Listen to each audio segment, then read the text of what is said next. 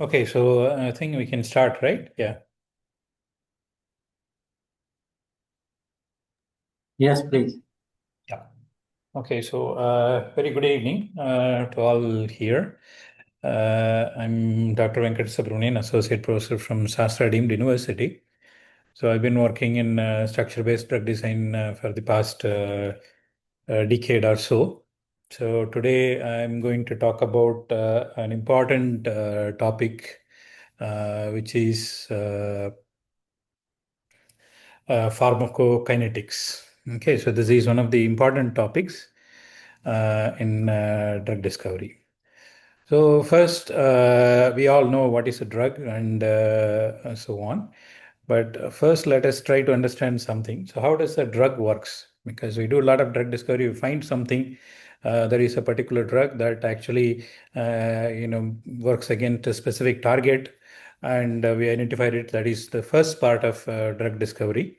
And because whenever we try to So go to your a voice doctor, is cracking. I'm not able to hear anything. okay, so can you hear now? Am I audible ये now? आगे Yes, sir, से you're आप audible. आप अपनी voice check कीजिए। Sir की voice बिल्कुल clear है। Okay. So whenever we try to get, there is what we call it as a dose. Okay, and then we don't just get one medicine, and then we get tablets, and then there is multiple ways of intaking something. You take before as a tablets, and some of them is given to you as an IV injection or intramuscular, and so on. Okay, and sometimes when you go, usually you get multiple drugs.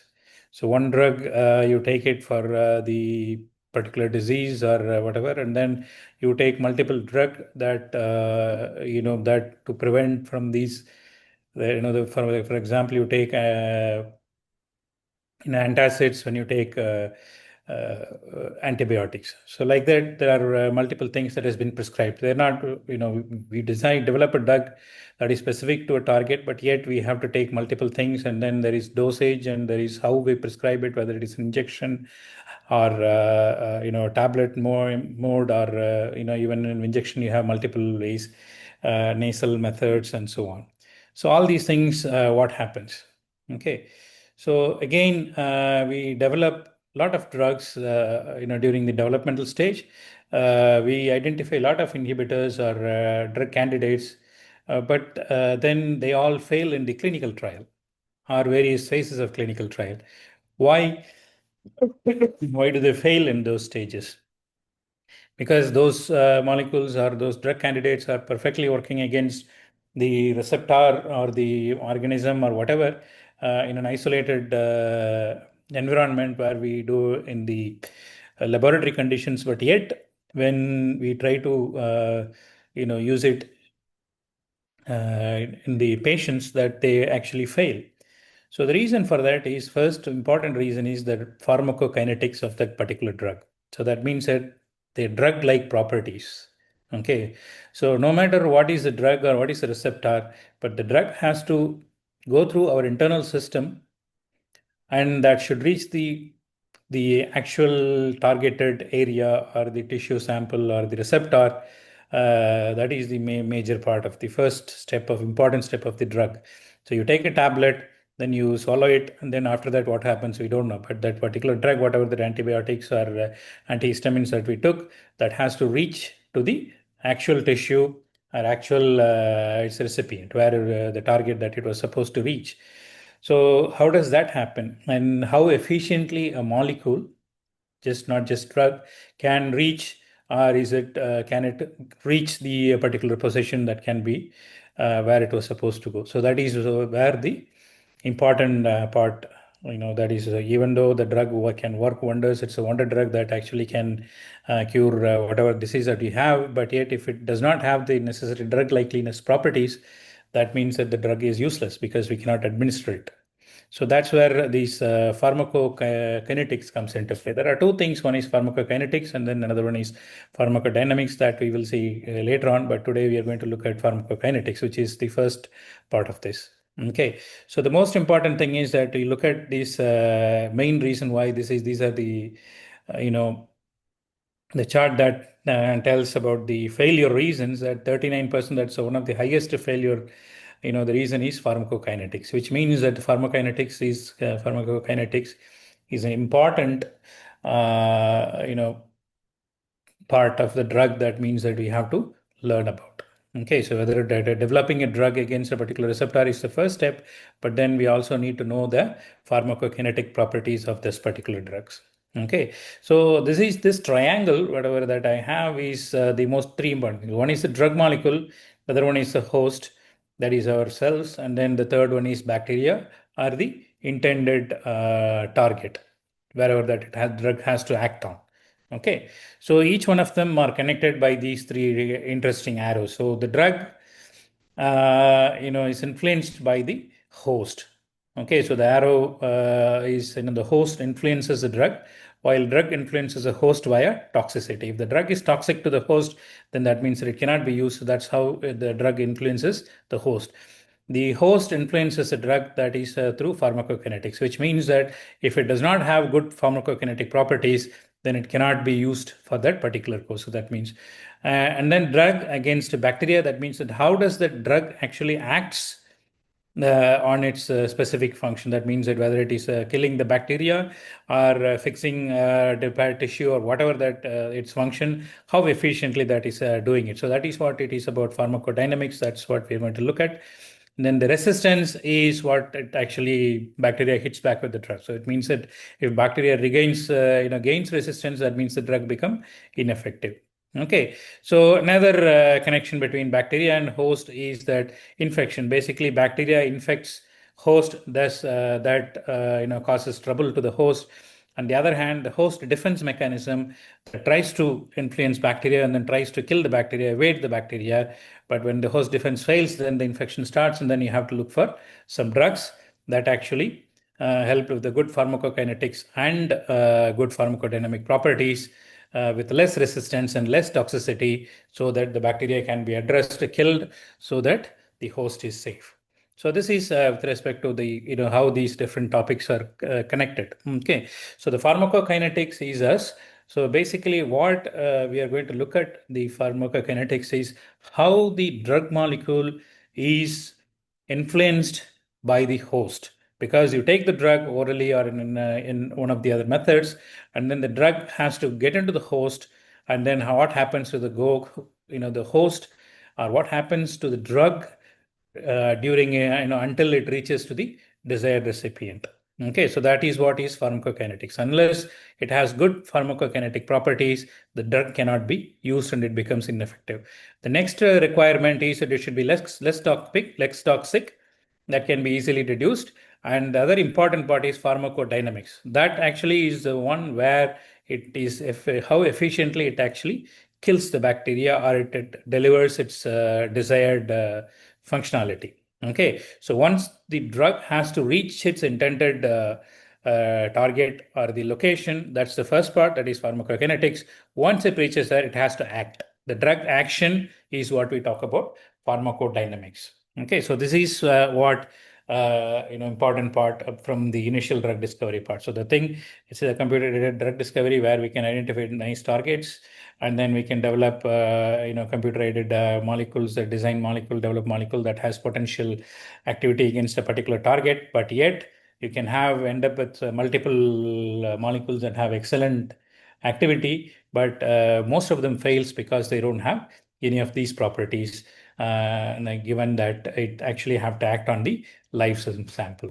Okay, so basically drug interactions, you have two things. One is in vitro, that is what we usually do. And what happens is that we identify molecules, and then we develop, and then we find molecules that actually specifically binds to target, or tries to either activate or deactivate certain pathways, and they're all fine.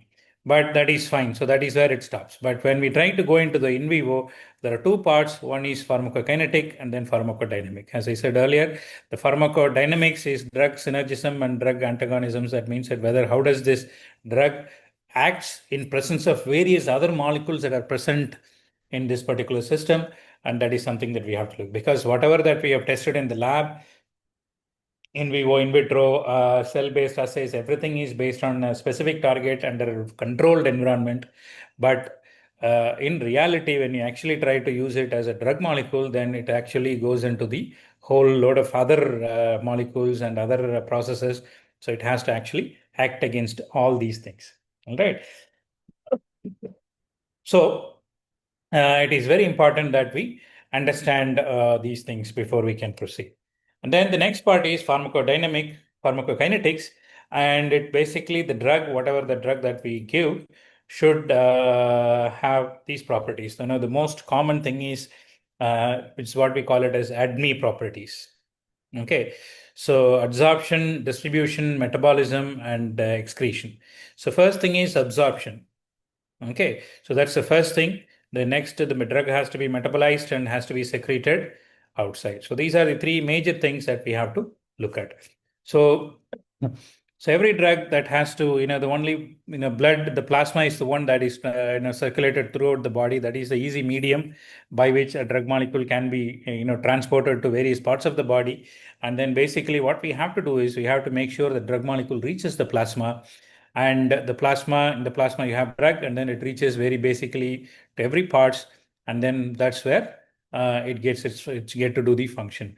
But unfortunately, dosage is what it happens. Basically, the dosage depends on how a drug is reaching the plasma and at what concentration. Because plasma, it should be at a particular concentration so that it will be able to travel along with this blood stream, and then eventually it can reach the site of the action. So the dosage should be sufficient enough so that there will be a sufficient amount of drug molecule that is present in the plasma. So that means that your dosage should be proportional to the plasma concentrations. How much is it? So to understand this part, so that means that how much, what is the dosage that I mean, how much I should give is where the pharmacokinetic properties comes into play. So how do I dose the molecule? So for example, if I have to take a paracetamol, how long should I take? So you can take 500 mg paracetamol or 1 gram, or how often we take. Okay, so if you're a kid, then there is a lot of things that we have to keep in account, and then doctors usually they go by certain regulations. But these how every drug manufacturer that they comes with the dosage and so on, and the dosage is developed or designed based on these pharmacokinetic properties. Okay, so once the site of action is reached, then it actually affects. That means that the drug action takes place. How does that action takes place? And that is based on the pharmacodynamic properties that we will see later on. All right. So then there is another value that what we call it as is a therapeutic index. That means that it is the amount of the concentration of drug that should be present in should be used so that it is effective. Too much of it means it is toxic. Too less means it is ineffective. So that means that you have to give an optimal dosage of the drug, and that particular dosage is called its therapeutic index. So your dosage should obviously be close to that green range, which is what we are looking at. All right. So that means that your therapeutic index has to be a good one, and it should not be too toxic and too ineffective. So basically, what is pharmacokinetics? So basically what we're looking at, dose is administered. So that means that you have given a certain amount of dose. And then once the drug is get into the system, and then what is the concentration of the drug that is present in the plasma. So that means you've given, let's say, 200 mg of an antibiotics or 500 mg paracetamol or whatever that we've given. And then that particular concentration should reach the plasma. Once it reaches the plasma, that is the blood circulation or a similar system, then it has to be distributed to the tissues or the recipient. Okay, so that means that how quickly it can reach the recipient. Okay, so that is and how much will it be delivered? Because it is everywhere, it is actually losing concentration. So that means that I've given X amount, and then the Y amount is present in the drug in the system, in the plasma, then that Y amount has to be distributed to the tissue. So that is the next part. And then the tissue, how much it is there. That particular concentration should be in the therapeutic index, means that it should be sufficient concentration, present in the sufficient concentration so that the drug can act. Once the drug has acted, then you cannot just keep the drug within the system. That has to be eliminated. So the drug also has to be metabolized, and they has to be excreted. So that is the next part. So the drug, you consume it, then it goes into the bloodstream, then it goes to the affected part, then where it acts on it, then neutralizes the threat or fixes the problem, then it has no job, but then it has to be removed from the system. So that is elimination. So that is ADME, absorption, distribution, metabolism, and elimination. The drug molecule has to be broken down into smaller pieces, like while every other molecule is broken down, and then these broken down pieces has to be excreted. So that means that should leave the system. So you cannot have any molecule that is actually present in the system for a longer period of time. So that might have other side effects, because almost all drugs have side effects, which means that you don't want to accumulate any of these things in the system for longer than it required. So that means that the amount of drug that can be ingested or can be distributed depends on all these four properties, that is absorption, distribution, metabolism, and elimination. If the drug cannot be metabolized or cannot be eliminated, that means it's going to stay in your system for a longer period of time, with a prolonged effects, which might not be good. Okay, likewise, any one of these is not good means that your drug is not valid. So you should have all these four properties within this within the permissible limits. All right. So the next one is the pharmacodynamics, that once you have the drug, necessary amount of drug is there, then what happens to this clinical response, toxicity, effectiveness, all these things we will have to look at. That is what we call it as a pharmacodynamics. So that is, how much, because every drug has its own side effects, then you have to weigh the benefit, that is effectiveness, how it will it fix your condition, and then obviously there is some toxicity associated. Your gain should be, effectiveness should be much higher than the toxicity, and that's why you have to dose it correctly.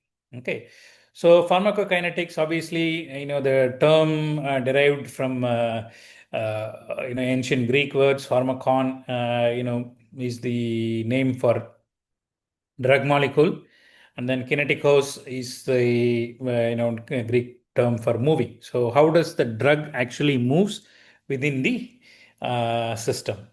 Okay, so once you ingest the drug orally, then how does it goes? So it should be going to the bloodstream, and then it should be distributed. So first is absorption, and then distribution, metabolism, and excretion. These are the four important things that we should always know.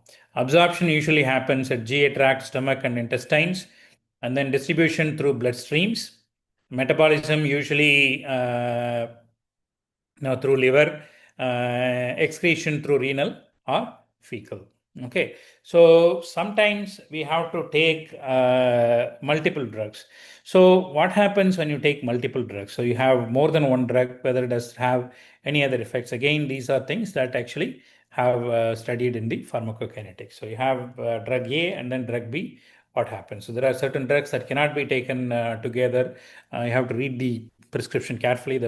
Every drug comes with things, and that's a description, and then it will tell if you have certain conditions, you cannot have these drugs. So that means that you have allergic reactions, and there are certain, not all drugs can be prescribed to all people. Okay, so that is the point. So there are two parts. One is absorption and other one is elimination whenever you take a drug. So once your drug is taken, then your drug is in the system. That means that it is inside your stomach, and then there is absorption. That means that amount of drug in the blood, it actually increases over a period of time, and then drug exposure, it increases, and then that is the green part. And then after some time, then it starts the elimination, because the drug is in there, then it is just keeps circulating, and then when it reaches the liver, then it starts metabolizing, and then elimination happens. So which means that the drug molecules, they start degrading. The concentration of the drug present in the blood actually decreases. Okay, so that means that there is a lowest concentration of drug in the blood. So actually what happens is there is a T-half, that is half-life of any drug. That means that the amount of time it is taken for the drug concentration to reach its half maximal concentration, because initially once the drug is taken, then it immediately after some time it reaches the maximum concentration. So what is the time taken for it to reach the half of that concentration? That is your T-half, that is half-life. Okay, so depending upon the type of the drug, then you might have to supplement the drug once it has reach that you have. So that means that once you have, then obviously the drug effect will be reduced, and if necessary, you have to add the second dose. So these are the important parameters that has been that we should be aware of, so that you can give. So for example, paracetamol you take every 8 hours. Every 6 hours, 500 milligrams. That's the dosage. So that means that you take 500 milligrams now, then you cannot take another dose until at least 6 to 8 hours later. So that's the half time. So means that if you take it to before that, then it becomes too much. So you should not have. Okay, if the fever continues, then you have to take only after 6 time. Otherwise, you have to take use any other methods to reduce the fever. So that's what these methods, these things are important. Just I have a small video just explains how. The majority of drugs are taken orally. A drug taken orally is dissolved in the stomach and absorbed mostly in the small intestine because of its large surface area. A drug must therefore be able to cross the epithelial cells that line this tissue. How this absorption occurs will depend on the chemical properties of the compound, but it may be either through passive diffusion across cell membranes, by paracellular transport through the spaces between cells, by endocytosis of small drug-containing membrane vesicles through cells, or by the action of drug transporter proteins. Once absorbed, the drug moves through the intestinal fluid and diffuses into the blood of the general circulation. When the drug enters the circulation, it is initially delivered to the liver because the liver is anatomically linked to the blood vessels leaving the digestive tract, and then to the organs with high blood flow, such as the heart and brain. The drug will eventually become distributed throughout the other compartments of the body, including muscle and fat, at concentrations that again depend on chemical properties of the drug, such as charge and fat solubility. Elimination or clearance of the drug may be either in its original form or after its metabolism or biotransformation into more water-soluble and often inactive metabolites. The main site for drug biotransformation is in the liver because it has large amounts of the enzymes that perform this function. The drug or its metabolites are finally removed from the body, usually by filtration by the kidney and excretion in the urine, although some drugs may also leave the body in small amounts through the feces, the sweat, and the respiration.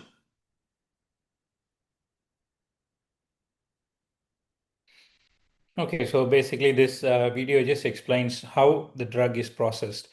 Okay, so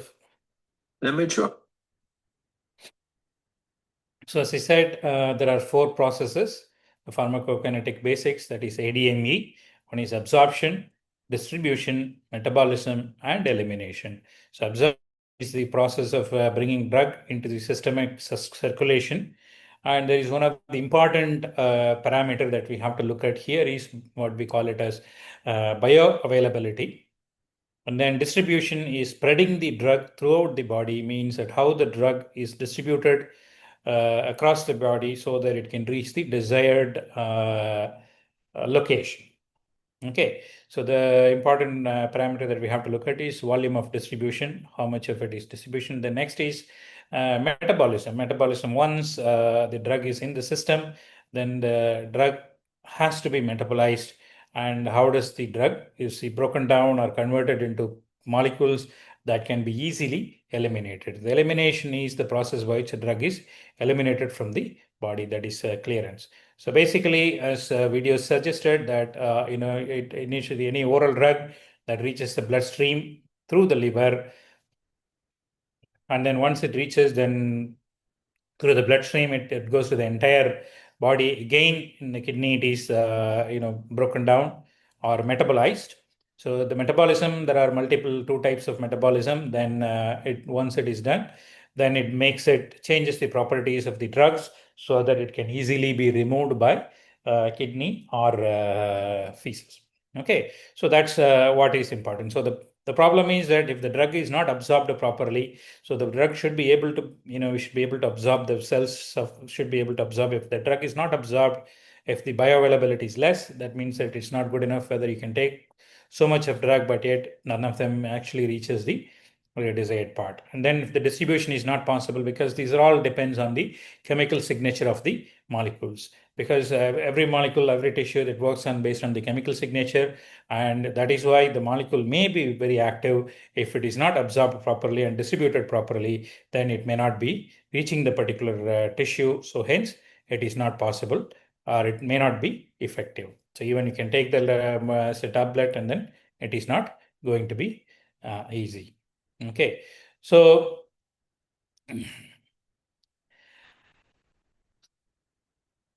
basically the most important thing is most drugs elicit effect at the receptor sites. That means that you have, the effect, the drug function starts only, or it is efficient only at the receptor site. So it has to go to the receptor site from wherever that you administer it. So from the administration point to the receptor site, it has to go.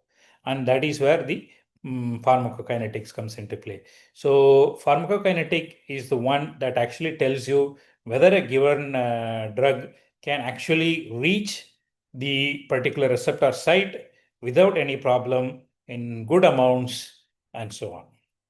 Okay, so that is what is important here. So once, because even you have an effective drug that works wonders, but if it cannot reach the receptor site efficiently, then the drug is useless. So as I said, that's what it is very important. Okay, so now it is important that the pharmacokinetic properties actually tells us how efficiently a particular drug can reach the receptor. Pharmacodynamic pharmacologic property actually is defined by the next one, that is actually how efficient a particular drug against a particular receptor. That is the next part under given biological circumstances, because what we evaluated in silico or computational based is that whether a particular molecule is effective against a specific target or not, but then you have so many other receptors around these, and then whether this particular receptor can have any cross reaction and thus can have any toxic effect, and if so, how toxic is it, whether it is worth the risk that we are going to take. So if it is effective, if effectiveness is better than the toxic effect. So that's something. And also what happens is as the drug moves along the system, there is also what we call it as a biotransformation, meaning that the drug may be modified. Okay, in the liver through the metabolism, sometimes drugs are activated. Once it is there, that what we call it as a prodrug, which means that we take it in an inactive form. Once it reaches, then it reaches a particular liver, and then where it is actually activated, and then it becomes an active drug. Okay, so that's the next part. So usually what happens is that plasma concentration, that is a concentration of drug, once you take the drug, then initially it is low, and then it increases a maximum, and once it reaches a maximum, then it reduces, and it just decreases over a period of time. So how efficiently the drug can be metabolized and how efficiently it can be reach the plasma quickly, these are the two important parameters that will be used to give the dosage. Okay, what is the correct dosage? If the drug is metabolized very quickly, that means that you have to give the drug at shorter intervals, means that you have to maintain the plasma concentration. Or if the drug is slow to metabolize, then you have to give a small dose, because the drug is going to stay in the system for a longer period of time and it does not metabolize very quickly, which means that you're going to give at a very less frequent. Okay, so that's the important part. So first, bioavailability, that is how much of drug is actually available. Because actually you get, we take a 500 milligram of paracetamol or 200 milligram of, cefexim or some whatever it is, that is the actual dose that you give. So the first part is that every drug that we send it goes to the gut, and because of the drug composition of the gut, there is some amount of drug is destroyed. So which means that you start with maybe 500 milligrams, and then obviously another 50 to 100 milligrams are destroyed in the gut. Then the next is remain unabsorbed, which means that because the drug into the gut and it goes to the intestine, and then the intestine, it really has to be absorbed. So you may have 500 milligrams of drug in the system, in the intestine, but how much of it is can be absorbed? So the efficiency of the absorption, only certain drugs have better efficiency, which means that they will be absorbed more, and some of them are poor absorbers, which means that there are not suitable receptors, which means that they may not be absorbed efficiently. So hence the absorption will be less. So that means that even we leave some of them behind. and then destroyed by gut wall. So the wall, there is some more amount of drug is destroyed, and once it reaches liver, so as we said that because from intestines the blood directly goes to the liver, and only then it goes to the heart, and then from where it goes to all the body parts. But so it goes to the liver first, where actually the metabolism also happens, so which means that some part of the drug will already start being destroyed, so metabolized or converted or whatever. Okay, so which means that we started with a heavier amount, light, and then at every process before it can actually be go to the systemic circulation, then the amount of you lose at every step of the way. Okay, so that means that we have to adjust the dose for all these things. So basically we have to identify after all these steps how much of drug is present in the systemic circulation. So which means that that's why the drug trials and everything takes place, to have to start with this very small dose and see how much of it is in the circulation, and then they keep increasing, and then until they reach the desired concentration. So you cannot just randomly start and then say do a lot of clinical trials and make sure that they reach the desired concentration that is in the systemic circulation. So that's why it is very important that we understand the dosage, because that's what the dosage, actual dosage that is prescribed is not actually what we are going to get in the circulation. That might be very small amount, only a fraction of what we have actually taken. Majority of them will be unused. Okay, so that's the first part. So this is where all these, the concentration first, it's a first order kinetics. And obviously, I'm not going to go into the details about it too much. If you're interested, you can easily, it's a simple first order kinetics. Basically, what happens is that we give it a dose and then see what is the bioavailability, means that how much of it is actually taken by the system. It is in the bloodstream. And we know there are multiple modes of administration. So we take IV dose as the reference point, because IV dose, we know what is IV dose? Intravenous dose. All right. So intravenous dose means that we inject the drug directly into the bloodstream through the veins. So you inject a small dose of drug and then see how it is effective. And then we'll compare it, use it as a benchmark, and then we will see how much of the oral drug that we have to give to get the same amount of response. Okay, so that is how it is dose is determines. Okay. These are some of these different ways of administration of a particular drug and their advantages and limitations, and we can basically use them. So they eternal or enterial or paraterial. So one is oral ingestion, sublingual, that is under the tongue, and then rectal, through rectal, which is these are not common. And then oral ingestion is the most common one. Absorption pattern is variable, depends upon the nature of drug. So basically it can be absorbed in the intestine, gut, and so on. It is safest, convenient, economical. Okay. And patient must be cooperative, and the bioavailability may be limited. Because obviously the problem is oral absorption means that you take it through the normal digestive tract, which means that we have a lot of harsh chemicals that will be, stomach acids, bile acids, everything will be there. So that means that your drug has to survive all these pluses, all these things, which means that basically reduces the bioavailability, means that most of the drug molecule will be destroyed. So the amount of drug that will go into the the bloodstream will be less. Okay, and sublingual is basically you put something under the tongue, which means it is directly absorbed by the tongue, and it goes directly to the liver. Okay, that means that it goes into the bloodstream quickly. Okay, so which means that not every drug can be sent as sublingual. Oral ingestion is absolutely, any drug, most of the drugs can be given by a oral. Sublingual means that the drug should be non-ionic, high lipid solubility, which means that only then it will be able to get through that. And obviously it avoids the first pass effect. That means that obviously we'll see it later what it is, but simply what it does mean is that basically it bypasses liver, means that initial loss of the drug, that is absorption from the gut and then liver metabolism, all these things are avoided because this directly gets into the bloodstream. So first part of this thing is avoided. But again, the limitation is not every drug can be given like that. Okay. So again, rectal method is also possible, but again, it is you're trying to send it in the opposite direction. That means that bioavailability can be a concern. Again, it may not be very high.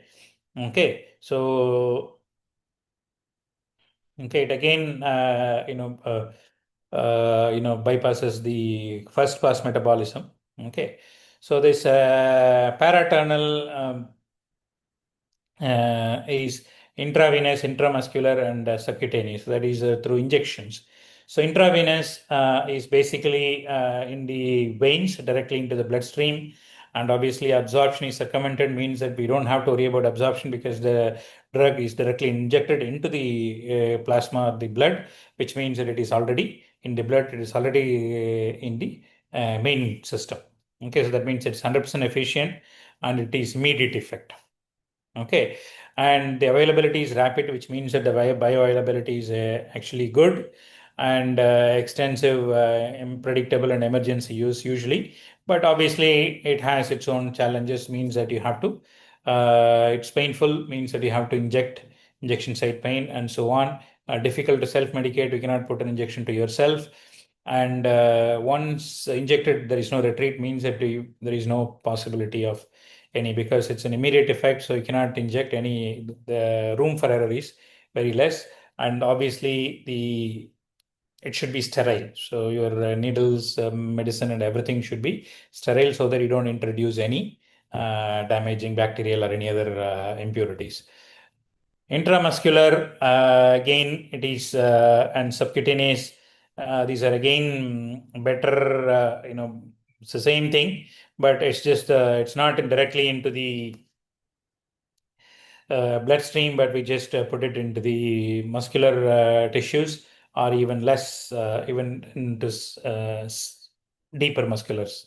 That's all. So basically, these type of injections are good for oily vehicles, that some peptide drugs, or some that are highly oily drugs and irritating substances that are not easy for oral consumption, and also have poor bioavailability orally.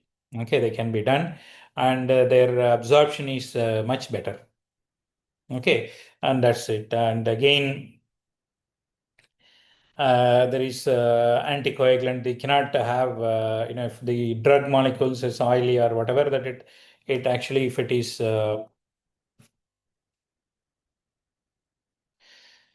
if it is not if it coagulates, if it forms aggregates, and it just forms at that particular place, that becomes painful, and that it is not good thing.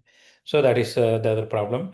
And there is also other modes of administration: inhalation, transnasal, or transdermal. So inhalation means that you have just nasal sprays, that what we have just directly goes into the lungs, and it gets absorbed quickly, and you have the relief immediately. It's almost like an IV type, intravenous, and the absorptions are good. You have quite a good. And then usually these are used for the pulmonary diseases and anesthetics, and either gaseous or volatile drugs or something that we are using. So it should not be irritating, and environmental toxic materials cannot be used.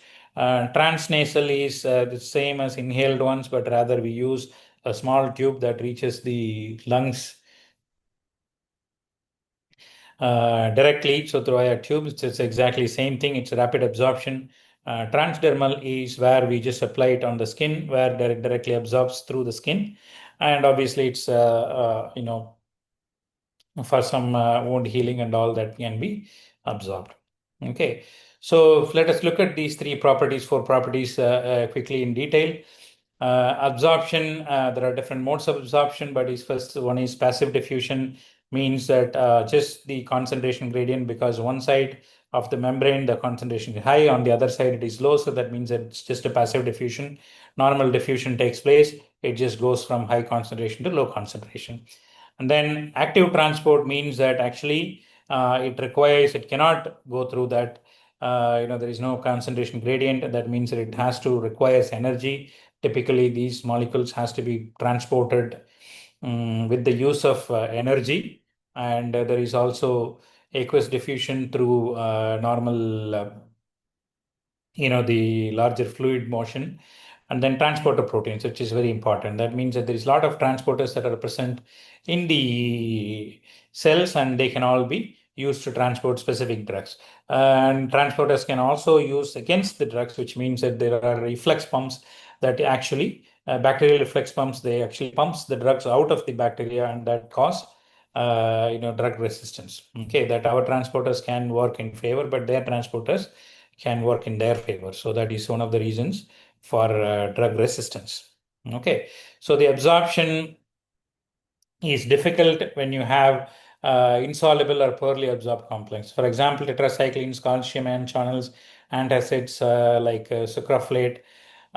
These things have very poor absorption, means that they cannot be absorbed readily. So which means that if you take a tetracycline or antacids, that means that most of it will go as unabsorbed. So they will not be absorbed readily.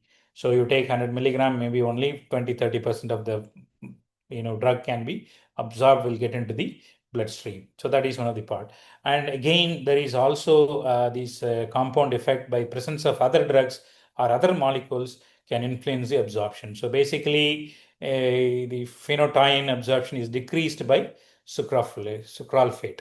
So these two have a competing effect, means that one of them is absorbed late. So that means that there is a minimized administering of these two drugs with 2 to 3 hours gap. So which means that I cannot give these two drugs at the same time, because each one will inhibit the absorption of the other.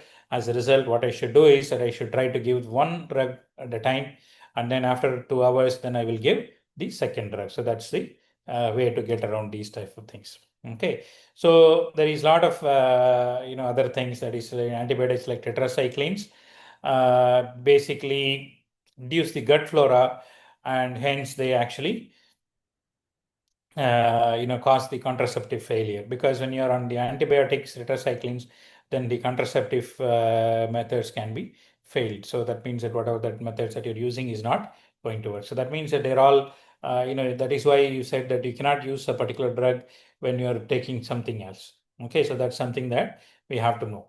Okay, so because these drugs, if one is present, the other one becomes inactive, or if you're giving a new drug makes an already existing drug inactive or non-functional. Okay, so the absorption depends on 4 parameters. That is, one is the molecular size, that is how big the molecule is. If it is too big, then the absorption becomes problematic. If it is small, it becomes easier. And then the partition coefficient, that basically measures the polarity. So if the partition coefficient is greater than 1, that means lipophilic. If it is less than 1, that means hydrophilic. So that means that it should be lipophilic or hydrophilicity, depends on its absorption. And then the same way, ionic character, that is whether the molecule has ionic or effect or not, that is also important. And then the lastly but not least, that is a pH effect. If the pH of our body, it has different pHs at different parts of the body, so that means that when the drug reaches different parts of the body, then the drug should be intact. So if the drug is not intact through all pHs, then there will be problems. Hydrogen ions, depending on the pH. At neutral pH, a weak drug tends to donate or lose a proton to become negatively ionized or charged, while a weak base tends to accept or gain a proton to become positively charged. This charge can influence a drug's absorption, its distribution between compartments, and its elimination from the body, since a molecule which is charged, whether positively or negatively, will have a reduced ability to cross biological membranes by passive diffusion. The proportion of drug that is ionized in a given compartment would depend on the pH of the compartment relative to the drug's pKa, which is the pH at which 50% of the drug is charged. Many compartments have different pHs. The stomach is acidic, The small intestine can be weakly basic. The blood has a pH of about 7, and the pH of urine in the kidney tubules and bladder can vary from acidic to basic. At the low pH of the stomach, an acidic drug will be uncharged and may therefore be efficiently absorbed from this compartment. On the other hand, a basic drug will accept a proton to become positively charged in the stomach and will therefore be poorly absorbed. Conversely, at the high pH of the small intestine, an acidic drug will be negatively charged and poorly absorbed, whereas a basic drug will be uncharged and therefore efficiently absorbed. The law of mass action governs the available drug that can leave a compartment. As the uncharged portion of the drug leaves the compartment, the number of charged molecules will decrease to maintain the balance of charged and uncharged molecules at the given pH. Clinically, we can alter the pH of a compartment to change the drug's degree of ionization in order to influence its ability to leave that compartment. For example, in some instances of drug overdose, we can increase the pH of the fluid being filtered by the kidney by giving a solution of sodium lactate to sequester or trap an acidic drug in the urine, because it will be readily filtered by the kidney glomerulus. But in a compartment with a high pH, such as the tubule fluid of the kidney, it will be more charged and therefore reabsorption will be reduced from the renal tubule back into the body. It is therefore more efficiently cleared from the body by excretion in the urine. Hydrogen ions. So basically, what it tells is, depending upon the pH, your drug molecule will be properly, depend the charge. Some, either they are weak acids or weak bases that based on the pH, then it may either be negatively charged or positively charged. That may actually influence the drug absorption. All right. So the weak acids and weak bases, they are actually used, to make buffer. I'm sure you might have came across. And a weak acid and a salt, or a weak base and its salt, actually contributes buffer, which actually takes the maintains the pH. Okay, so that means that we can use various methods to fix the pH and all these things. So that means we have to use it. Okay, so again, the drug extraction excretion also depends on the pH, means that what type of molecules can be easily removed and so on and so forth. So all these things becomes an important thing. So the next important part is bioavailability in the absorption. That is how much of the amount of drug that is actually available in the plasma concentration. Okay, so that is defined as the bioavailability. So when you give an IV administration, that means that initially it is too much and then it actually reduces fast.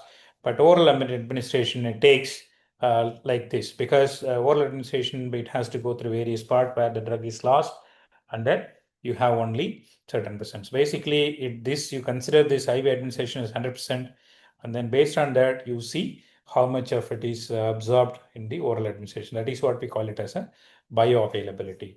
Okay, so bioavailability is less than 1. Usually it will be less than 1. Okay, that basically, because of the first pass and second pass elimination. Okay, so the distribution, again, it is fairly straightforward. Basically, the drug molecule has to move into the bloodstream without any problem, and so basically it should be able to think. So the factors affect the distribution are drug physicochemical properties, blood flow rate to the tissue capillaries, capillary structure, plasma protein binding, age, sex, disease, and disease state and body composition. So these are things that usually are taken into account. And because blood distribution is that just through the blood flow, how quickly the blood can flow. And obviously the most important thing that we have to keep in mind is drug physical chemical properties, whether the drug can stay in the plasma long enough for it to go through reach the particular recipient. So that means that it is obviously it's fine. Again, what we call it as what we have is a drug reservoirs, which means that tissues or plasma proteins or fatty molecules. So because a drug, once it gets into that, then it stays in the drug in the plasma or tissues or whatever for a sufficient amount of time so that it can act. because it is a circulatory path, which means that the blood is circulating and it also goes through kidney and the liver where the drug molecules are metabolized. So it constantly starts decreasing also. Okay, so that means that how long the drug is maintained in the plasma, that depends on the excretion, that is metabolic rate as well. So you are giving input is one dose that you are given 300 mg, and then that 300 mg is how it is metabolized, means that at what rate we are losing the drug that is removed from the system, so that it maintains the required amount of drug in this thing. Okay, so basically it is basically displacement. That means that you have taking the drug and so on. So one of the important parameters is volume of distribution. That means that you have the fluid. Okay, that fluid means that you take how much of drug that is present in that particular fluid. Okay, so you take that is 10 ml of, for example, we take some many liquids, cough syrups and so on. You take 10 ml means that how much of liquid is present, how much of the actual drug is present in the 10 ml. So if your drug is solubility is high, you can reach higher concentration, means that I would take only less amount of drug, less volume, so that the more drug will be distributed. Okay, so that is what it is. So the VD has to be low.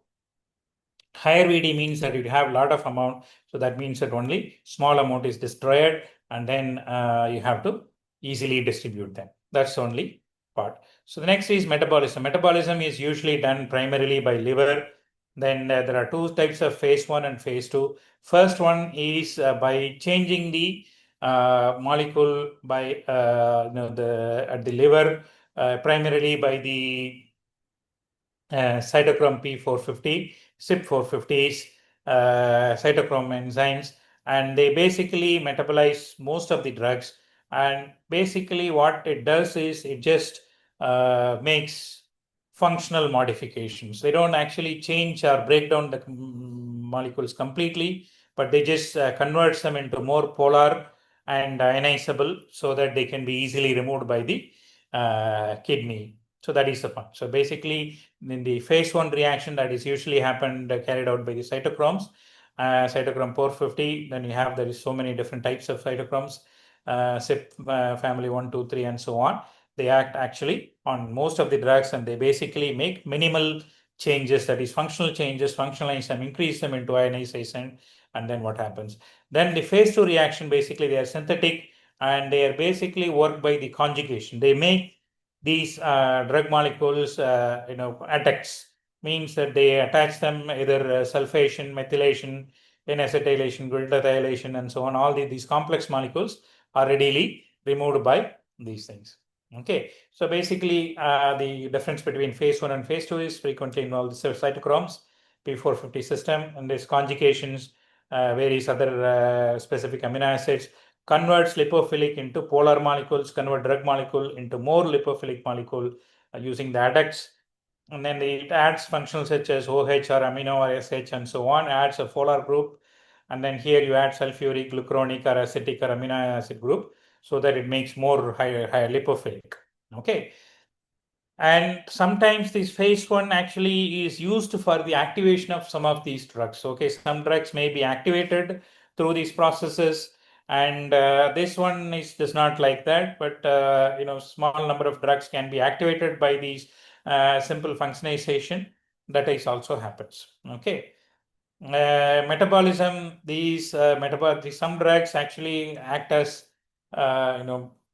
inhibitors for some of these cytochrome P450. So these are some of these important microsomal enzymes that are used for the RBCs. Inducers of enzyme inducers means that they are actually causes change in the CYP1. Instances of failure of antimicrobial therapy,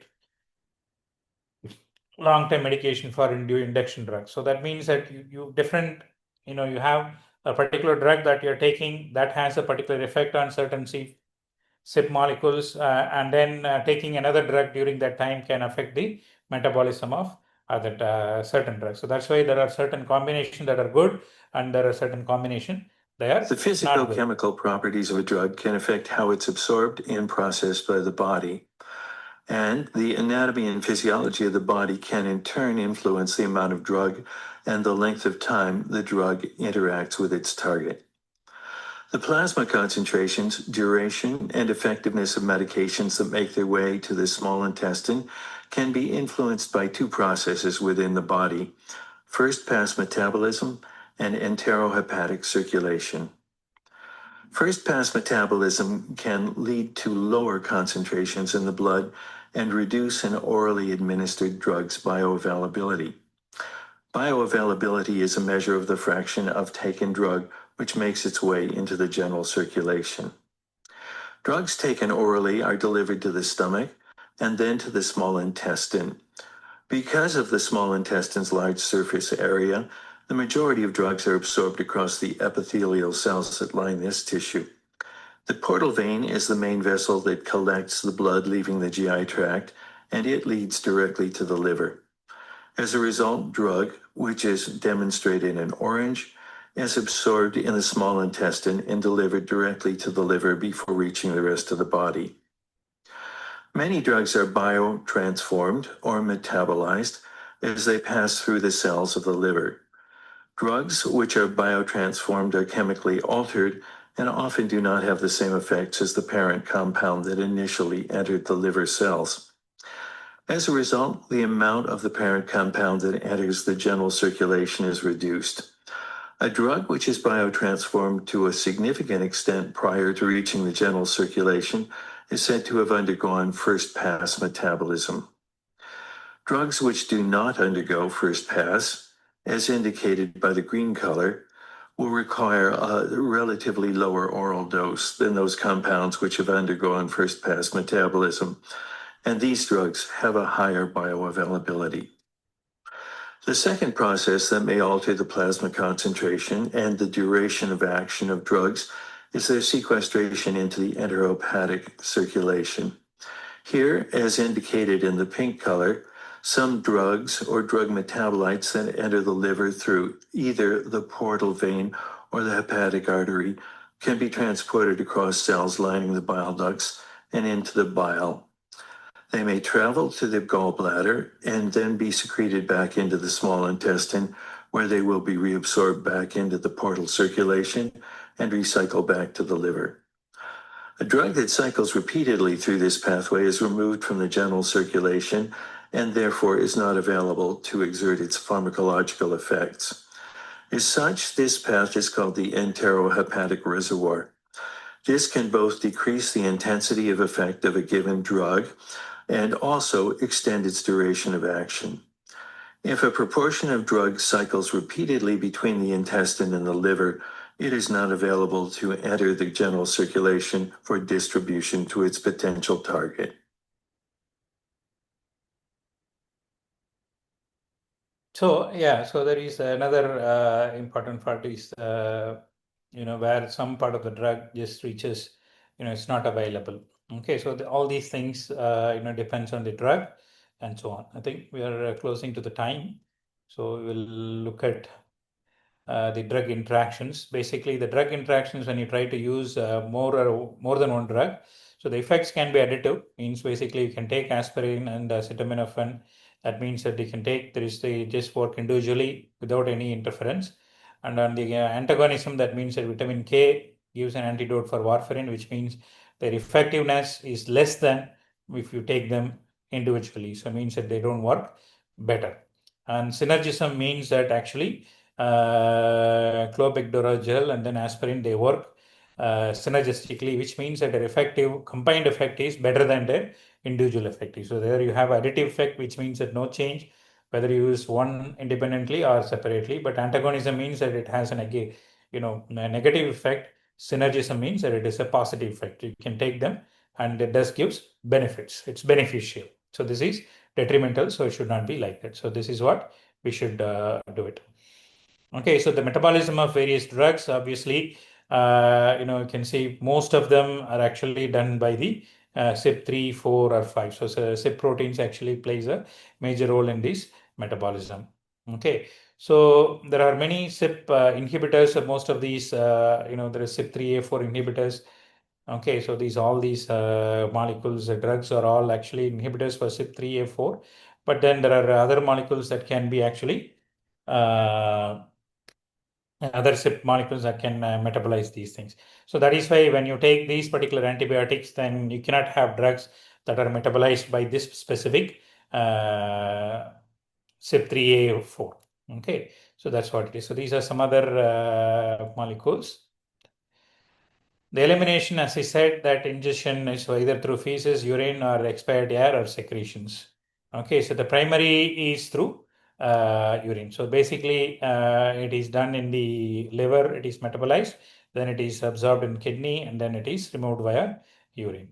Okay, so that is again, elimination is the next part that we have to, because the drug is constantly removed, and then absorption and elimination, we take these two things in the order, and then you see how it is eliminated, either it is sigmoidal first order reaction or zero order reaction. Zero order reaction means that it is actually removed at a constant rate. First order means that it depends on the concentration of the drug. So that means that the drug of available drug concentration reduces, means that even the elimination also reduces. So these things that we have to determine what is the actual kinetics of this elimination, and then based on that you have to identify. Okay, so the most common one is renal excretion. That means that you have kidneys that actually remove the modified drug molecules, that drug molecules that are modified either phase 1 or phase 2, of these liver, and then they just actually remove it. Okay, so elimination half-life, that means that you want to have the drug, you want to make sure that you want a steady drug molecule. That means that if the drug molecule that should be present in the system for at a constant rate, which means that you have to, dose has to be provided at regular intervals, so that the minimum concentration is maintained, a steady state is maintained. Remaining, that means that you can just simply you give a particular dose, wait for the dose to come to a zero, then you can increase the dose. Okay, so that is two types of medications that are available. One is to keep a steady state, means there is a constant amount of dose that is present at all the times in the system, so that the further infection cannot happen, or to reduce the infection, make sure that infection is completely dealt with. So that is the point. Either it is a steady state, means that we constantly increase the dose of the small doses are provided at regular intervals, so that the particular dose is maintained throughout the time, or you just give one good dose and then you wait for it to reduce it, and if necessary you proceed with the next dose. So that's the point. Okay, so there are many examples that we have, and then their appropriate ADME properties are given. So there is the first one is beta lactams. So absorption, have variable absorption rates. Distribution, again they are good. Metabolism, primarily renal elimination. And then aminoglycosides all have similar pharmacologic properties. GI absorption, distribution is very poor. Elimination is good. And microlights are there, and then their absorption is very poor, that is only 15% to 45%. Okay, and then for example azithromycin, it's only 38%. Their elimination is also quite good, 3 to 4 hours. It's removed. And then fluoroquinolins, it's a good oral bioavailability, 60 to 95%, that is good. Then tetracycline is one of the very poor absorptions. So they have very poor absorption, and is through feces and 40% urine. Okay, so these are things, good variables, soft tissue, and poor, good, and other things. Okay, so this is pretty much what we have is ADMET property. That's why whenever we done in silico discoveries, that we have to look at the ADME properties, which is very important. Without having good ADME properties, even though it can have good activity, but yet it may not have the desired outcome. Okay, so it may not be useful in the clinical trials. Okay, so they may fail in the clinical trials. It's not going to. So that's how the drug discovery properties, pharmacokinetic properties, or ADME properties is also very important. Okay, so we'll stop here. Do you have any questions?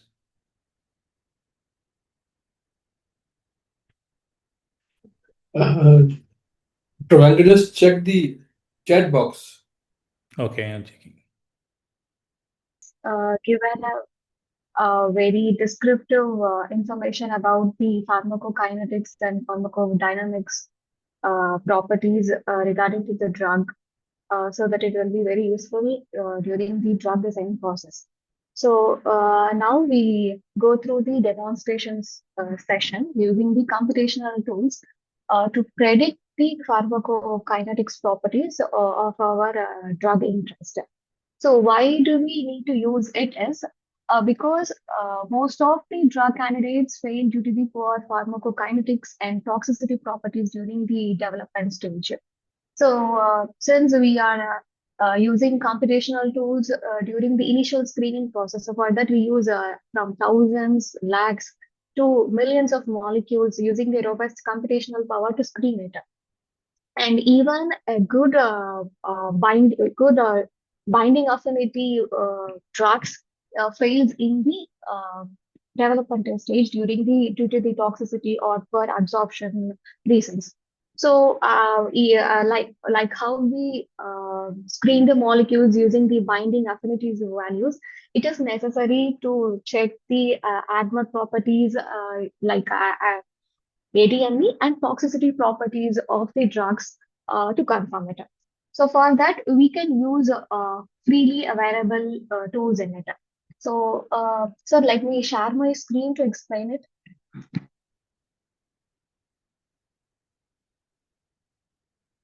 Yeah, you can start, Shivali. Yeah, thank you.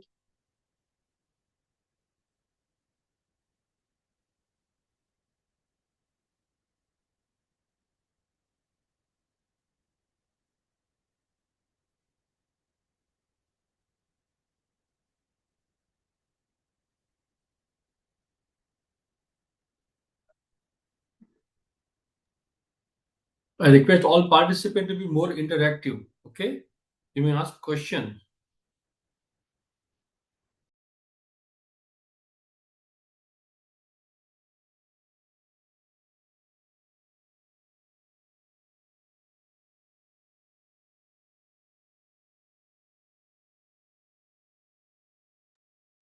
Radha Kishan, Shrimani को host बना देना.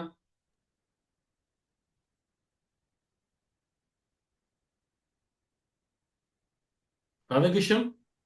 Yes, अरे yes, उन्होंने yes, join sorry. कर लिया है. Okay, हाँ, उनको श्रीमणि को Yes, yes, I have host. joined again. So I tried to share it. Yes, allowed. Allowed.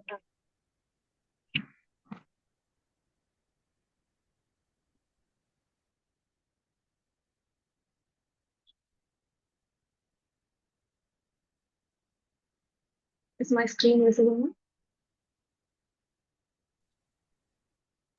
Yeah, it's visible. Yes. visible. Mhm.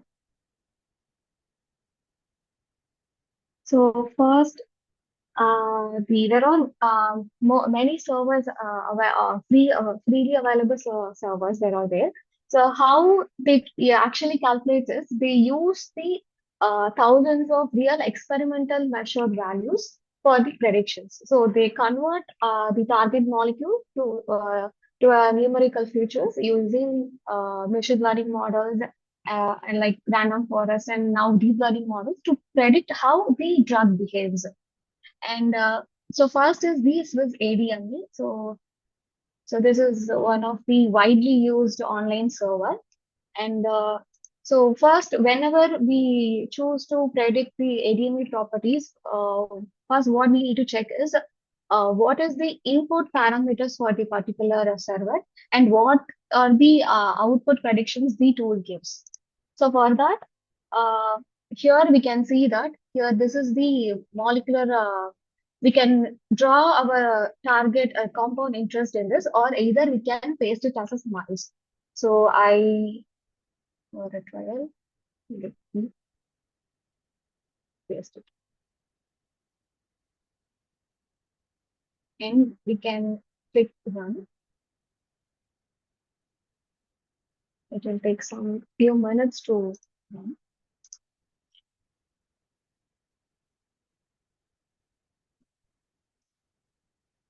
Okay. So this will be the output page. So what we need to infer from this is, so this is the molecule one. So if we give a list of molecules, I will now paste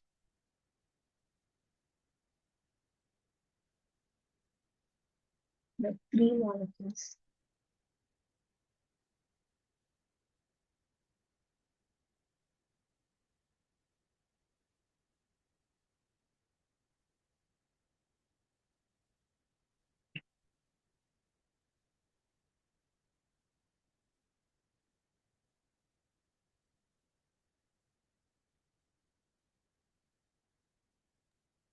So it will automatically detect the first one as molecule 1 and the second entry as molecule 2 and third entry as molecule 3. And the results will be categorized. First, it will draw the convert these smiles into structures, and then it will give the graphical representation of the overall properties as a radar plot, and then physicochemical properties, lipophilicity, water solubility, pharmacokinetic properties, drug likeliness, and medicinal chemistry related properties. And also, when we look into these icons, we can navigate from here in this prediction, into ADME prediction directly to the other Swiss tools like Swiss similarity to find the similarity of our target compounds. So whether any other similar compounds are available, and then target Swiss target predictions, whether these compounds are have an complementary to the available targets instead of like a virtual screening. And then other one is Swiss biostereoisomerase, and then again Swiss ADME, and then Swiss parameter to calculate the parameters. So these are the possible outputs. And either we can copy paste these values, whether we can take our values of interest, and either we can retrieve the entire data as CSV. And if we want to copy the entire data, we can use this copy option. And this we can right click and save image. So for these two. And when we uh, so this similarly they list for all the molecules, and I think the limit of uh, the batch smiles entry is I think 1,000, so we can get that info in the FAQ. And let me,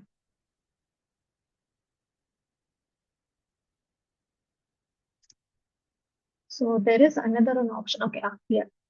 So show boil. This is another one representation which is unique to this server is like boiled egg representation. So if we mouse over on the red and blue dots, it will show the molecule names like 1, 2, 3. So what it represents it. So the points which is inside the yellow are the compounds which have the high probability to permeate through that is blood-brain barrier to assess the central nervous systems, and which is one outside is like which are not absorbed by the BBB. So to discriminate between the properties of the drug which can able to pass the BBB. So this is can be more oriented for the drugs which targets the central nervous system. And so there are also other properties which is enlisted in that, like it will give from the basic thing like molecular formula and molecular weight. Because why these are all important is, so whenever we choose compounds to develop as a drug, the first thing we choose it is whether it obeys the Lipinski's rule or not. So that is the basic thing. And here it calculates like a molecular weight, a number of heavy atoms and rotatable bonds and hydrogen bonds, acceptors, donors, and then comes the lipophilicity. So to pass the lipid cell wall, and then here, so pharmacokinetic properties like the absorption, barrier, blood-brain barrier permeation, and uh, it classifies it. And then what are the pharmacokinetics and drug likeliness and medicinal chemistry, like what means at last whether it is a lead-like molecule or yes, and then synthetic accessibility. So it is like estimates how easy or difficult the molecule is to synthesize. That is also another important. So once we get a set of compounds and we have done with the virtual screening. Okay, we have the big top compounds with the higher binding affinity, and we also calculated the ADME on. So the drug is it is out of toxicity and it obeys the Lipinski rule and it have a good ADME properties. But if it fails in the synthesis accessibility, because synthesis is also very important. So apart from ADME toxicity, the synthesis accessibility is also an important factor to be considered if we want to design like develop it. So these are the unique predictions this phase ADME gives you. So next, we will move on to the next server. So this is called Protox server.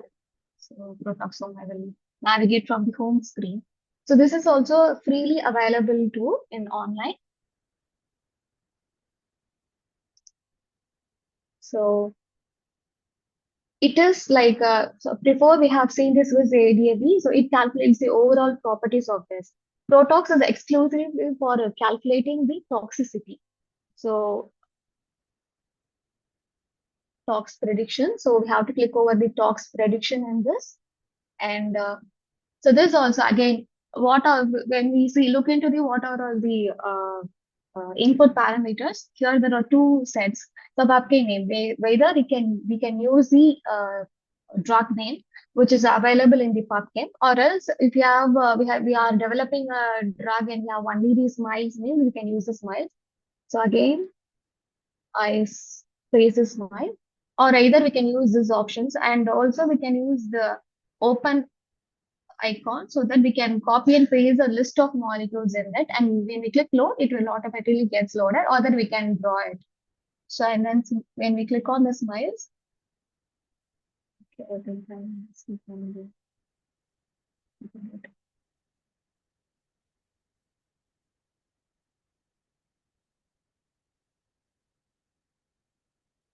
so selected molecules. So again, it gave the structure of the molecule. So when we look under it, it shows a success. So one molecule is converted from smile to structure and here. So this is a list of toxicity predictions can be done by the server. So we can see that organ toxicity. So toxicity endpoints and tox21 and tox21. This is related to the stress pathways, molecular initiating events, and then metabolism. So particularly this Protox server takes the data for the training from the tox21 database. So this is purely for toxicity prediction. And like we already know that hepatotoxicity for the liver and neurotoxicity for nervous system and nephro for kidney and respiratory toxicity and cardiotoxicity for the heart muscle and toxicity endpoints. So this is like to categorize whether it is a carcinogen or immunotoxic drug or mutagenicity like that. And then nuclear receptor is like these are the receptors which are the molecular switches which regulating the genes, and if our drug triggers or blocks them, then we can get some hormonal problems like that. So these are these categorical, and stress response pathways are the like when these pathways, the listed pathways are activated, these cells are stressed and damaged, so stress response like that. And then comes another division of molecular initiating.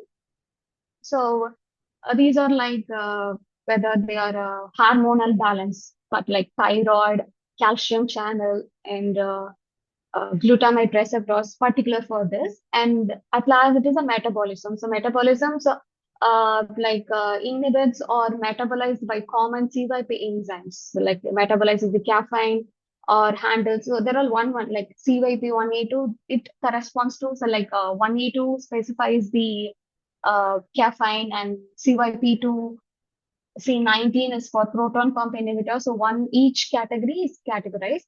And if we want to select any particular means, we can click the checkbox, or either we want to select all means, we can select all. If none means, again it will be deselected. So when we click all, it is all selected, and start toxicity prediction.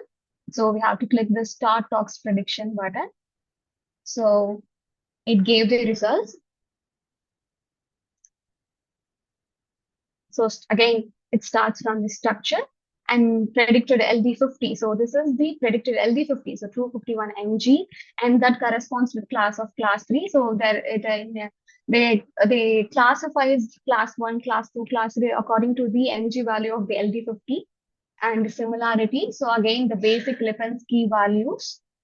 And this is the comparison of input compounds with the dataset compounds. The dataset compounds corresponds to the datasets used for them for training the algorithm.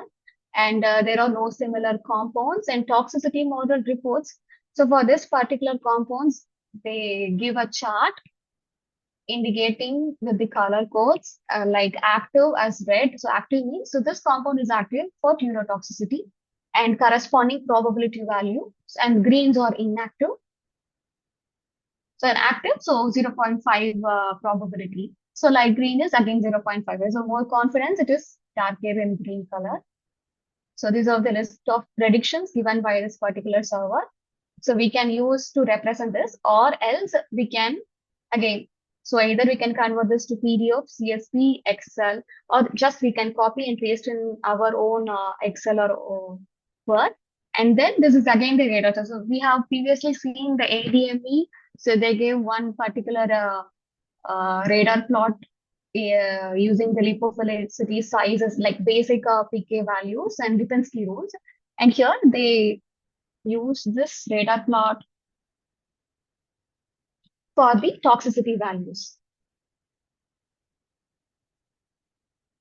So the orange is the average active molecules of that particular class. So if these blue points our target drugs values. So if it falls above, it means okay. So it is not accessible, and the value should be like BBB barrier. It is on the average, and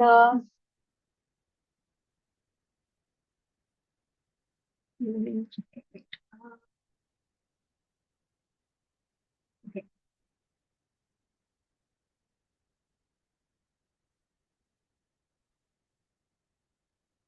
So this, they represent it as a clusters for that, like for which properties the compound is inactive and for which properties the compound is active.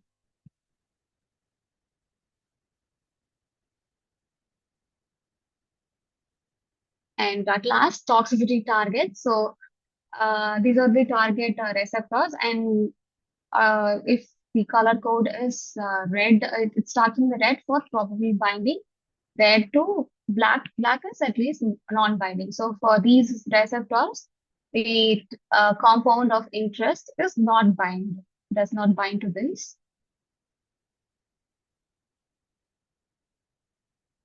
And then the next one we can use is the AtMat So this is on tool developed using the machine learning models again. So we have to use the services, ADM evaluation and screening. So AdMet, like we have to give thousands of compounds. We have to predict the ADME. We can use the AdMet screening option. And for a single compound, we can use AdMet evaluation.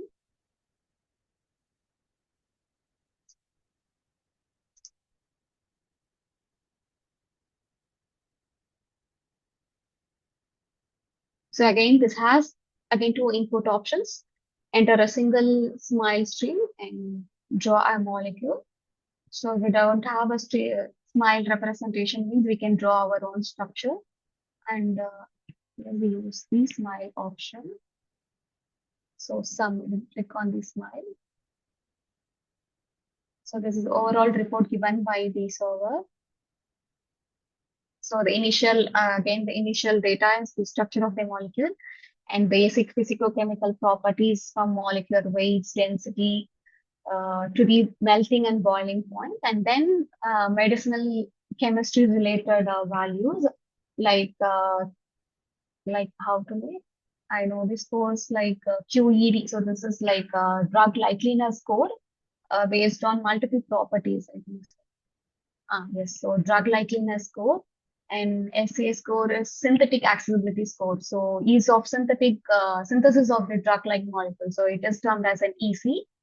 And if we mouse over the information, it will gives you about the details of the each properties and the acceptable range. So we need to check whether the predicted value, how to know whether the given value, how to interpret it means. If we mouse over it, it automatically gives the acceptable values. And then comes absorption. So ADME properties CACO is primary. So the one which we use for primary prediction like intestinal absorption, and then PMK also. So it is a passive membrane permeability, and human HA is again human intestinal absorption. So this one.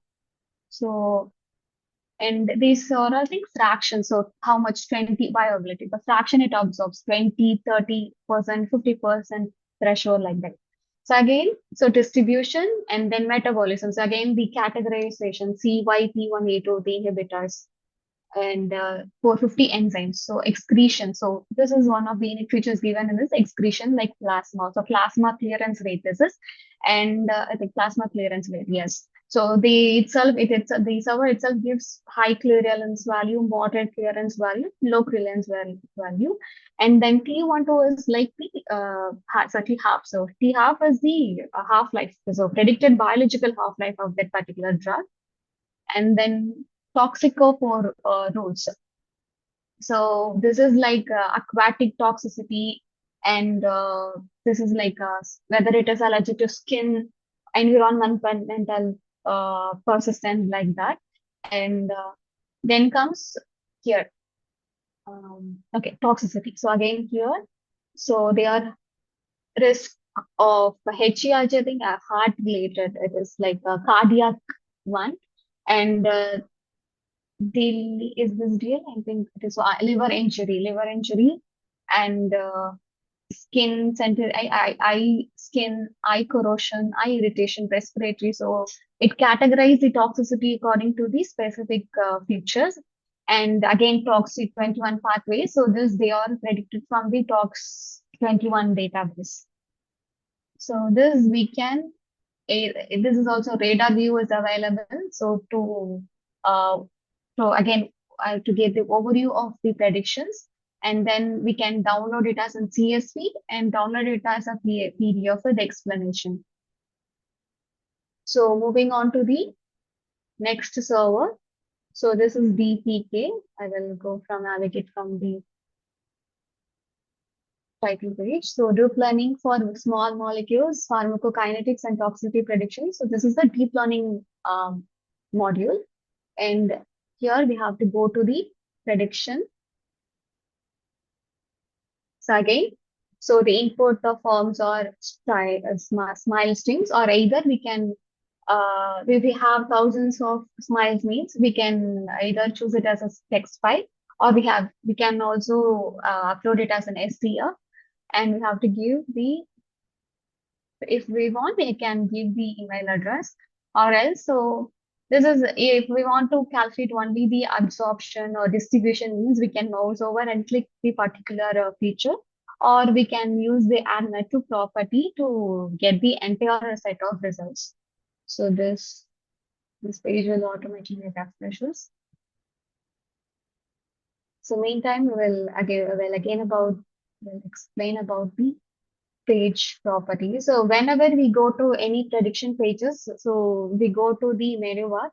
So they give like home, about, FAQ, help, citing, and content. So whenever we use a third party like these servers, we have to cite them.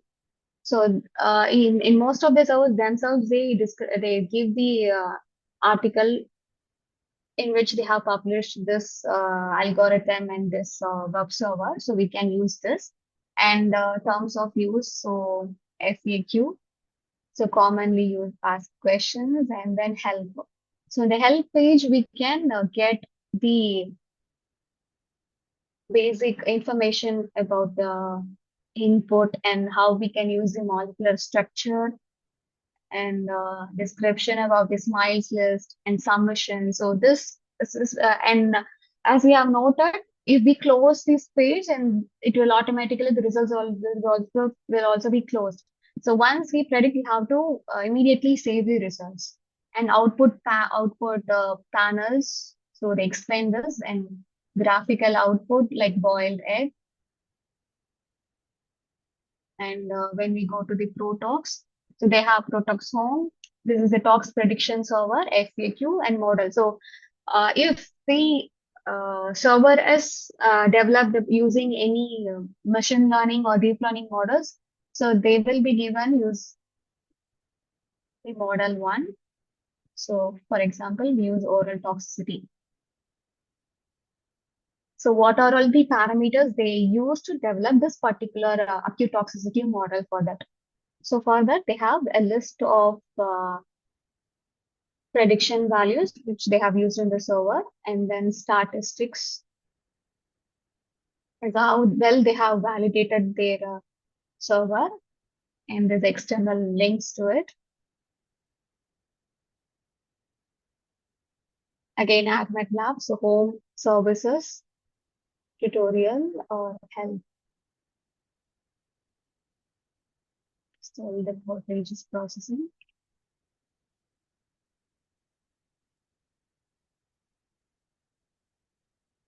So how the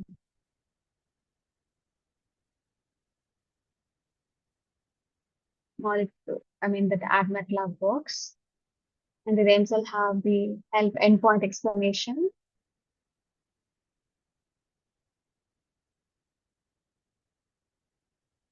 So they categorize this AdMAT into each one. What is CA/C2 permeability, PEM, PE, and MDCK. So they explain each and every property. So that is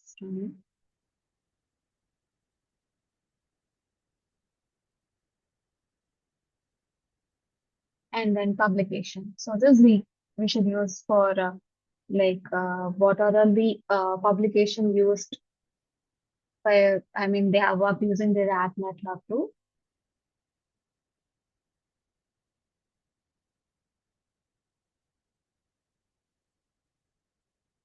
And apart from this, these are all the free available servers. So there are a lot more servers. I will paste in the chat box.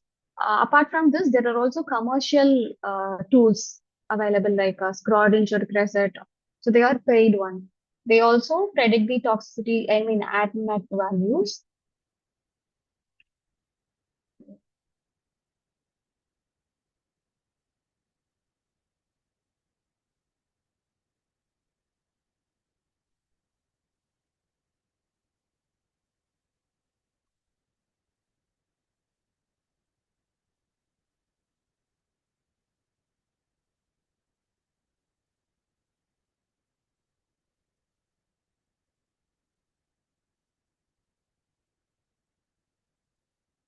I think the result is done.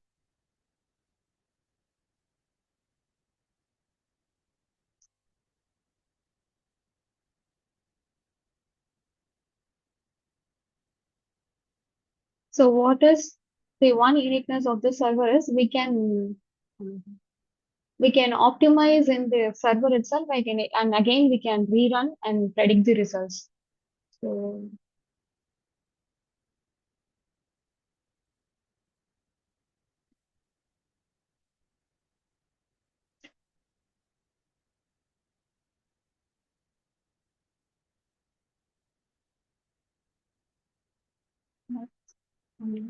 let me explain.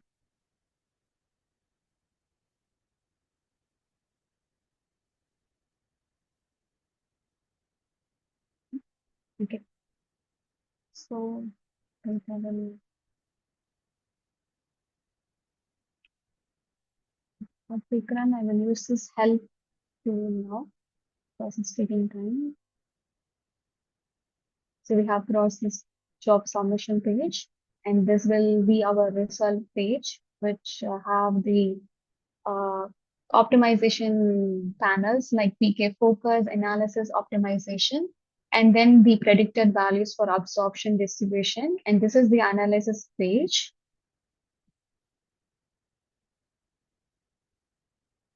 For each property, it predicts.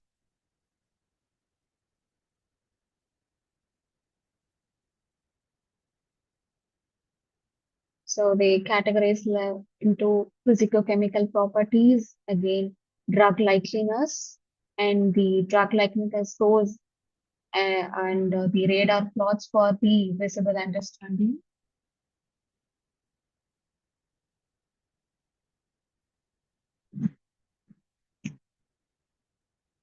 So apart from that, there are also many servers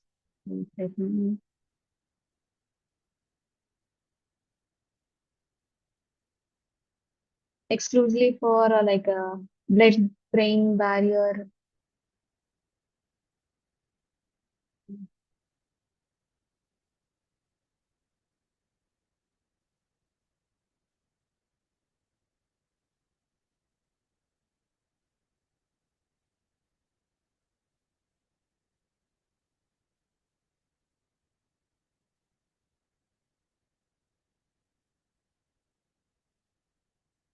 So this is for the whether it is exclusively for BBB predictor. So these are the tools which they have developed in the earlier stages.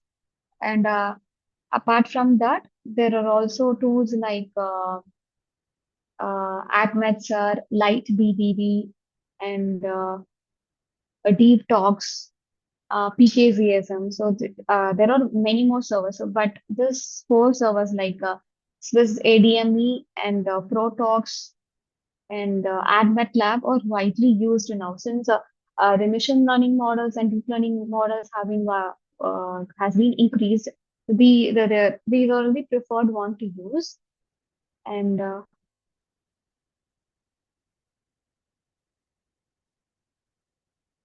so I will now post a list of molecules in the chat box.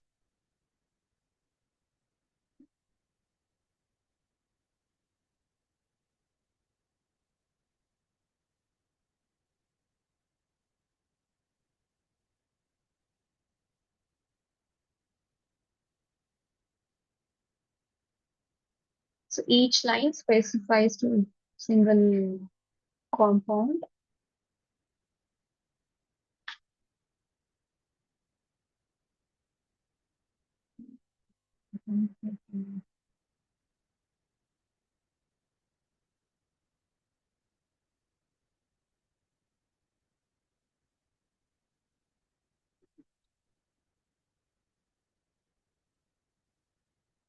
Okay, if we want to uh, try to use these service name, we can use these.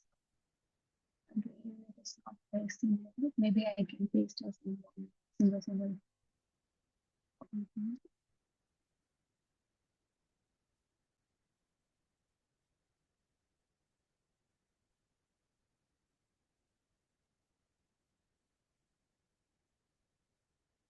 And also you get the compounds from the PubChem database. So we can use keywords like target based, like cancer compounds.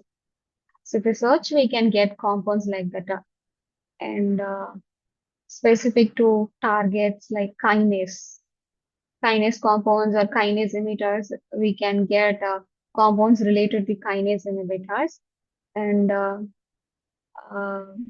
PubChem, ChemBL, and then another one is Acinix. So through Acinix database, we can get the screening libraries. We can choose any one of the compounds and we navigate to the page. We can get the smiles and the chemical after the IUPAC name and here, so we can get this mine. So if we want to use the servers, we can get the compounds from the PubChem. So this is one of the way, or either you can use any commercial libraries like Asinex, Cambridge.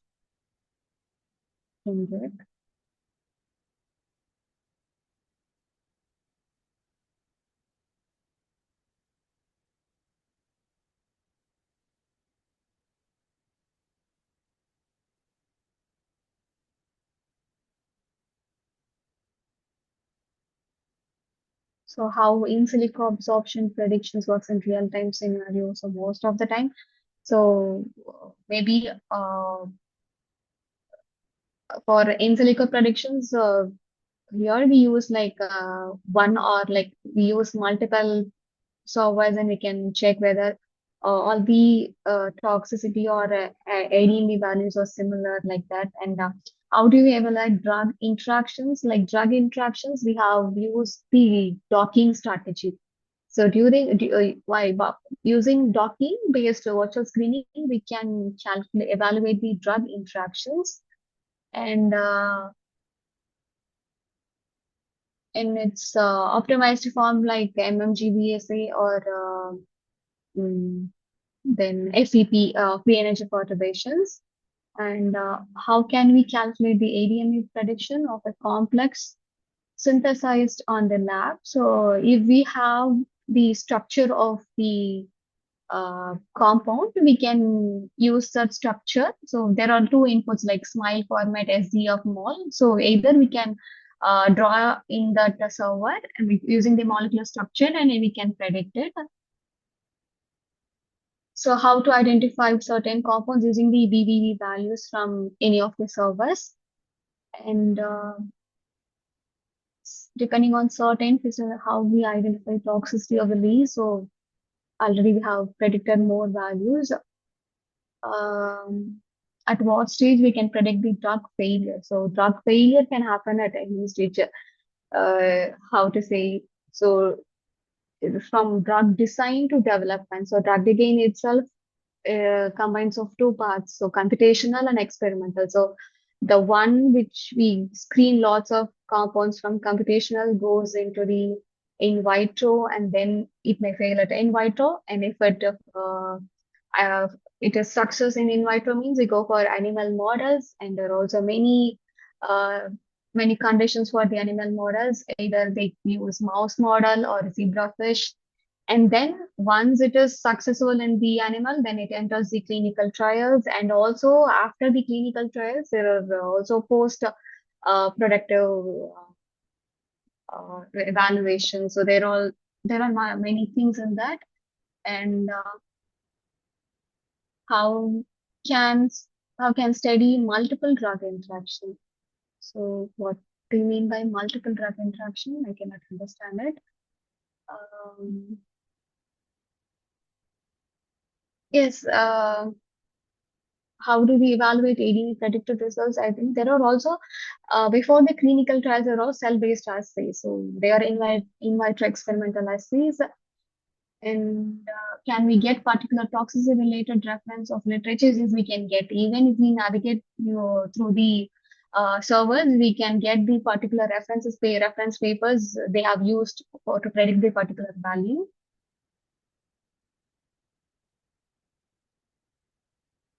So how drug design differs when targeting microorganisms, bacteria, fungi, viruses, and parasites. So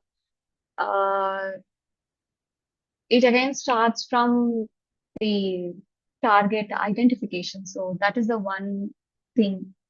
And we take as an computational focus the screening libraries we choose. So now there are thousands and millions of compounds they have been using, and even the commercial databases itself, they categorize the compounds as antiviral, anti-tuberculosis, kinase inhibitors, and antibacterial inhibitors like that. So there are target specific compounds also available in the commercial databases. Also, for drug repurposing, we can navigate through the search through the ChemBL and PubChem databases for that.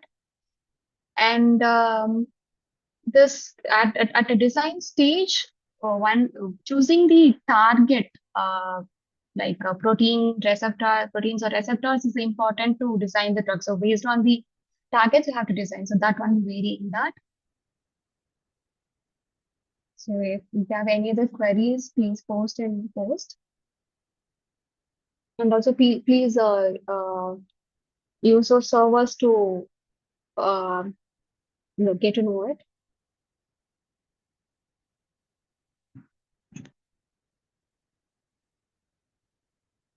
Any other questions?